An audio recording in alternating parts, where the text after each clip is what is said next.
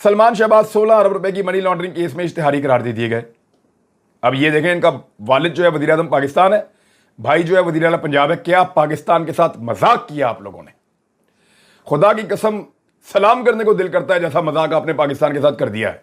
और किन को लाकर मुसल्लत कर दिया है? बाप वजीर आज़म है, बेटा वजीर आला है, वो दूसरा जो उसका भाई है या बेटा है सलमान शहबाज, वो 16 अरब रुपए की मनी लॉन्ड्रिंग केस में इश्तिहारी करार दे दिया गया।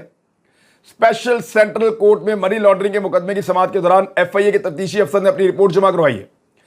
इस मौके पर अदालत ने शहबाज शरीफ के बेटे सलमान शहबाज और ताहिर नकवी को इश्तिहारी करार देते हुए दोनों मुल्जिमान की जायदादों की तफसीलात तलब कर ली हैं। अब मामला यह है कि यह इश्तिहारी मिलेगा कहां पे? जब शहबाज शरीफ कोई अगला दौरा करेगा ना किसी मुल्क का, जब इंपोर्टेड वजीर आजम किसी और मुल्क का दौरा करने के लिए जाएगा, तो ये उनके पहलू में आपको मिलेगा ये इश्तिहारी।